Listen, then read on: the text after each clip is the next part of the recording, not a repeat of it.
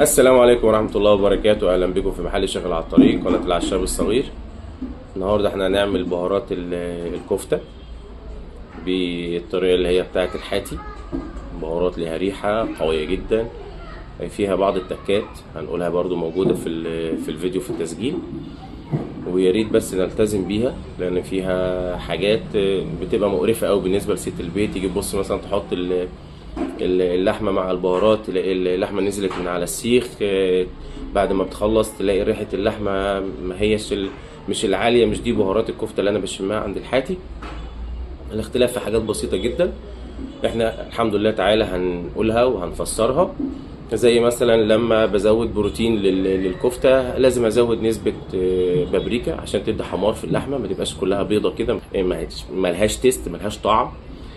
لو انا هزود، لو انا عاوز اعمل الكفته على السيخ ومش عايزها تنزل، بزود شويه دقيق او نشا مع العجينه برضو عشان ما تسقطش من على السيخ. البهارات بتاعتنا لازم اعملها في البيت، تكون حصى او اجيبها من عند عطار يكون عارف هو بيعمل ايه او بيعمل بهارات كويسه بحيث الدنيا تطلع تيست كويس. احنا مش يعني غلو الاسعار بيخلي الحاجه قليله، فنعملها كويسه او ما نعملهاش. تعالوا بقى معانا نعمل التكات بتاعه بهارات الكفته. لو حد عاوز منها جمله كميات متاح، لو حد عاوز منها عبوات صغيره ميكس اللي هي بتاعتنا دي متاح برضو. سيب رقم التليفون في الاخر للتواصل. تعالوا بينا نعمل بهارات الكفته. فلفل اسمر، وممكن اقسم الكمية على 2 يبقى اسمر وابيض. كمون بلدي، كزبرة، قرفة. انا بصراحة بحب احط الاتنين سواء السيجار او الكاس.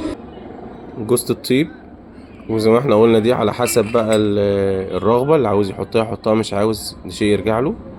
كبابة صيني، هي التيست بتاعها بيبقى عالي بس انا مبحبش ازود منها عشان ما تخليش اللحمة يبقى لونها اسود. فصين 3 حبهان اهو، يعني من باب ان احنا حطينا الحبهان. ورق لورا 3 4 ورقات بصوت كده بس عشان الريحة والتيست بتاع الورق اللوري. التوم والبصل الشرايح، انا بحب اشتغل بالشرايح بصراحة، بيبقى بيديني جودة وتيست عالي.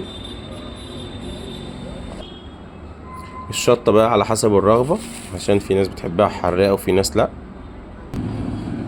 الزنجبيل، الصيني الابيض، واخيرا الزعتر. طبعا علشان انا ما عنديش اخضر ولا كرفس ولا بقدونس والكلام ده، فانا مضطر ان انا احطه اللي هو المجفف اللي من عندنا من عند العطارين. دي كده انا صورت الخلطة اهي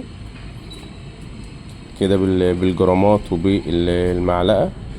برضو في عندنا تكة برضو، اللحمة ما ينفعش في الكفتة او في اللي هي الحاجات اللي هي الخلطات زي الكفتة زي الحواوشي السجق، ما ينفعش تبقى لحمة صافية.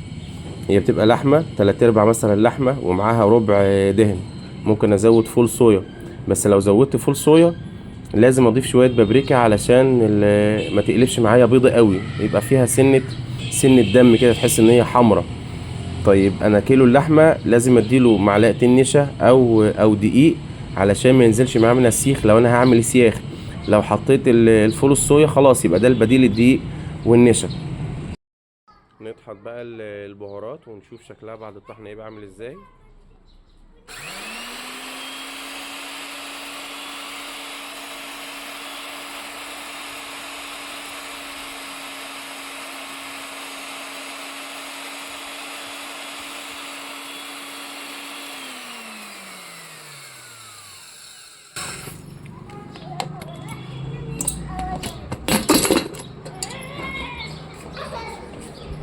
ما شاء الله ريحة عالية جدا، ودي الميزة ان انت تشتري البهارات بتاعت حضرتك حصى وتطحنيها، بتدي معاها تيست عالي جدا.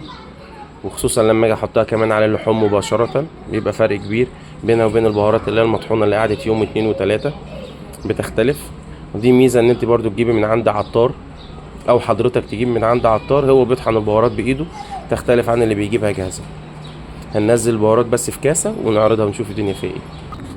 دي كده البهارات بتاعتنا بعد الطحن ما شاء الله.